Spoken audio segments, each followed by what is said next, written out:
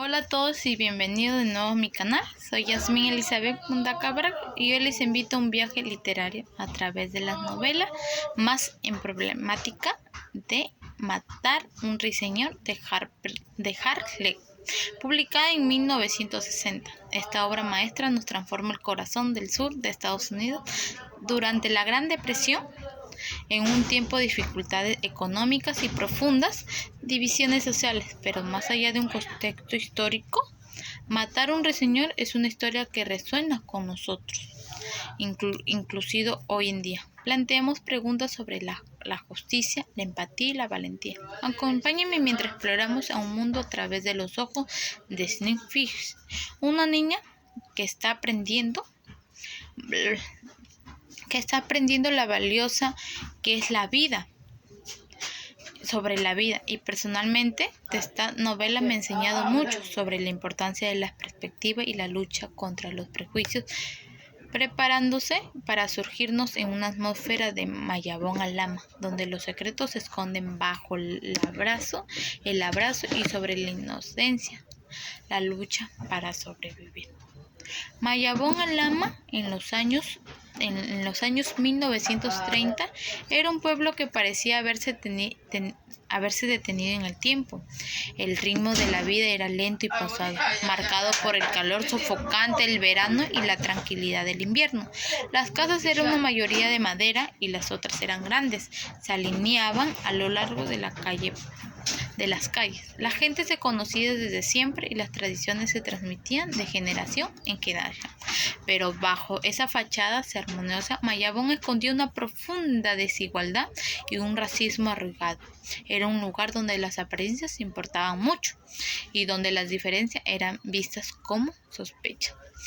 Imagínate el olor o la tierra seca y flores silvestres, el sonido de las cigarras contando al atardecer, las señoras vestidas con trajes de algodón sentadas en sus mecedores. Lentamente, cómo los niños jugaban descalzos en la calle, inventando juegos como los palos y las piedras, como los hombres se reunían en la barbería para charlar sobre política y deporte, mientras las mujeres se reunían en la iglesia para compartir chismes y rezar. Piensa en las segregaciones, las fuentes de agua. Snook y Jean Fish pensaban en sus veranos, explorando los alrededores de Mayabón, acompañados por sus amigos Dill, un niño imaginativo y aventurero que venía a visitarlo cada año en verano. Desentrañado, el misterio de la casa de Rackley. Para ellos, Mayabón era un patio de recreo lleno de posibilidades, aunque a veces se encontraba con la dura realidad del mundo adulto. Jean, ¿por qué la gente de Mayabón es tan diferente a nosotros? Jean, no lo sé, Snow. Supongo que es porque han vivido aquí toda su vida y no conocen otra cosa. Dill, deberías demostrarles el mundo. Un hombre de principios. Tim Fish, el padre de Snow y Jean, era un hombre excepcional en Mayabón. Era un abogado, pero no se parecía a los demás abogados del pueblo. Él era honesto, compasivo, él le gustaba la igualdad y la justicia. Attius les enseñó a sus hijos a pensar por sí mismos, a cuestionar las normas y a defender lo que es correcto, incluso cuando eso significaba enfrentarse en la opinión pública. Él era un hombre tranquilo y reflexivo, y siempre estaba dispuesto a escuchar o dar buenos consejos a los demás, para ser un ejemplo de sus hijos. Cómo era la biblioteca de Hastings, lleno de libros y polvos. Cómo se sentaba con sus hijos a leerles historias y explicarles el significado de las palabras difíciles, cómo les enseñaba a respetar al cálculo. La cocinera negra de la familia y tratada como un miembro más de la familia, describe su paciencia y su sabiduría y su inquietud. Attius salía a decirle antes de juzgar a alguien: póngase en el zapato del otro y caminen un par de millas, ahí entenderán por qué hacen eso. También les decía: la valentía no es tener un arma en la mano, sino saber cómo estar derrotada antes de empezar, y aún así seguir adelante. A Sneak, ¿es cierto que vas a defender a un hombre negro? A ti, sí, Snow, pero la gente decía eso está mal. A ti, no importa lo que diga la gente, yo tengo que hacer lo que creo que es correcto. Jean, ¿Y qué vas a hacer? Perdónanos. Atius entonces perderemos, Jean, pero al menos sabremos que hicimos lo correcto. La casa de Radley era un símbolo de misterio y oscuridad en Mayabón. Se decía que Paul Radley, un hombre que vivía ahí, estaba loco, que había cometido un crimen terrible en su juventud. Nadie lo había visto en años y los niños inventaban historias escalofriantes sobre su apariencia y su comportamiento. La casa de Radley era un lugar prohibido, pero también para la imaginación, y daba miedo. El jardín de la casa de Raleigh, lleno de maleza y de árboles retorcidos con las ventanas cerradas, parecían siempre cómo los niños se atrevían a acercarse a la casa a escondidas, esperando vislumbrar una sombra extraña, escuchar un ruido extraño, describir la sensación de lentitud y fantasía. Dill afirmaba haber visto a Paul Radley asomarse por una ventana en la noche, y Jean aseguraba haber encontrado un cuchillo ensangrentado en el jardín de Scott. Por su parte sentía una mezcla de miedo y compasión por Bob, imaginando su soledad y su sufrimiento. Ella se preguntaba qué le había llevado a encerrarse por sí mismo y si alguna vez tendría la oportunidad de conocerlo. «Scoop, ¿crees que Bob Radley es feliz?» «Jen, no lo sé, no, supongo que no». «Dill, deberíamos escribirle una carta, Snow, ¿y qué les diríamos?» «Dill, le preguntaríamos si quiere jugar con nosotros». La vida de Finch dio un giro inesperado cuando Atius aceptó defender a Tunru, un hombre negro acusado de agredir a una mujer blanca llamada May Will, donde el racismo era la ley no escrita. Defender a un hombre negro era un acto de rebeldía y valentía. Atius sabía que se enfrentaba a la hostilidad y la discriminación de todo el pueblo, pero él estaba haciendo lo correcto. Él quería hacer lo correcto a pesar de las consecuencias que va a tener. Tom Robin, un hombre trabajador y respetuoso como era Mayel, era una joven pobre y desamparada. Como se desarrolló el incidente, se llevó a la acusación la atmósfera de tensión, prejuicio que se inspiraba en Mayabón. La gente del pueblo insultaba a Atius y a sus hijos, lo amenazaban con violencia y lo excluían. Se mantuvo firme en su desprecio, demostrando sus hijos de valor, de integridad y de convicción. Él explicaba que la justicia no siempre es fácil, pero que siempre vale la pena luchar por ella. Diálogo. ¿Por qué teníamos que soportar todo esto? ¿Por qué la gente es tan mala con nosotros? Atius. Porque no entiendo lo que estábamos haciendo, Snow. Pero eso no significa que tengamos que renunciar a nuestros principios. Recuerda que siempre hay que tener lo correcto, sin importar lo que digan los demás.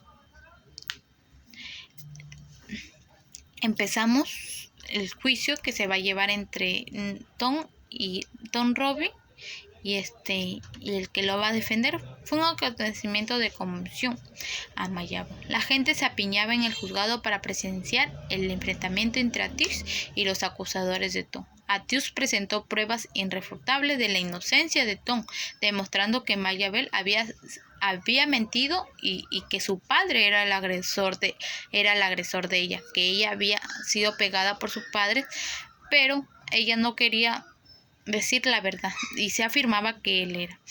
El ambiente en el juzgado, como se sentía la tensión en el aire, como Atius interrogaba a los testigos con presión y valentía, con el jurado escuchado con atención cada palabra, describía las experiencias en los rostros de los presentes, la esperanza y la desesperación que se articulaba en sus miradas. Atius demostró que Mayabel había sido golpeada por su padre y que Tom Robin no podía haber cometido la agresión debido a su discapacidad en su brazo izquierdo. También demostró que Tom era un hombre amable y compasivo, que no sería capaz de lastimar a nadie. «Atius, Maggie, ¿es cierto que su padre la golpeó?», le preguntaron. Maggie: «No, Tom Robin me atacó». «Atius, ¿estás segura de eso?», le preguntó. «Maggie, ¿no estoy protegiendo a alguien más? ¿No estás mintiendo para salvar a tu padre?». A pesar de las pruebas abrumadoras de su inocencia, el jurado declaró a Tom Robin culpable, y Snow y Jen quedaron devastados y llorando por todo lo que habían presenciado, la injusticia en su máxima expresión. El mundo para ellos se había vuelto un hogar oscuro y cruel. Fue un momento de gran tristeza y desilusión, donde la esperanza se desvanecía en la oscuridad. ¿Cómo reaccionaron Snow y Jan al escuchar el veredicto? Como las lágrimas corrían por su rostro, como Attius las abrazaba con tristeza y resignación. Describe el silencio que se apoderó del juzgado y la sensación de inculpabilidad y la amargura. Snow, Attius, ¿cómo pudieron hacer eso a Tom? Es tan injusto. Attius, lo sé, no, pero a veces la injusticia no es ciega, a veces está influenciada por el prejuicio y el odio. Pero eso no significa que dejemos de hablar de luchar por ellos. Después del juicio, Buck Smith, consumido por la venganza, atacó a Jan y Snow. Sí, en la noche. Después del juicio, Buck Smith, consumido por la venganza, atacó a Jan y Snow en la noche, pero Buck Radley salió de su reclusión. Ese chico que estaba encerrado en su casa, que no salía, salió a ayudarlo, pero Buck salió de su reclusión. Intervino para proteger a los niños, sacrificando su propia seguridad. En la pelea, Buck mató a Buck, salvando la vida de Jan y Snow. El Cherry, sabiendo que Buck había actuado en defensa propia, decidió encubrir la verdad para protegerlos de un mundo que no lo entendería. Fue un acto de valentía y compasión que cambió la vida de Snow para siempre. El ataque, como apareció Portland como un ángel guardián, como se sintió Snow al ver a Buck por primera vez, describió la sensación de alivio y gratitud que le invadía y que estaban a salvo. Snow, Buck, gracias por salvarnos. Buck, sonriendo tímidamente. De nada, Snow. Y para eso voy a dar un veredicto final. Snow, al acompañar a Buck a su casa, comprendió la verdadera naturaleza de este hombre, misterioso y sólido. Aprendió a ver el mundo desde su perspectiva, a ser empático por su sufrimiento, a valorar su bondad. Matar a un ruiseñor es una historia sobre la pérdida de la inocencia, la lucha contra la injusticia y la importancia de una compasión. Es una novela que nos invita a reflexionar sobre nuestro propio papel en la construcción de un mundo más justo y humano. Y personalmente creo que es una historia que todos deberíamos de leerlo al menos una vez en la vida. Esta novela me ha enseñado que es importante cuestionar nuestras propias creencias y prejuicios y que siempre debemos de estar dispuestos a escuchar a los demás, incluso a aquellos que son diferentes a nosotros. También, todos somos iguales. Dios nos creó solamente a todos por igual. También eso significa que la valentía no significa enfrentar a los demás, sino que a veces significa defender lo que creemos que es correcto, incluso cuando estamos solos.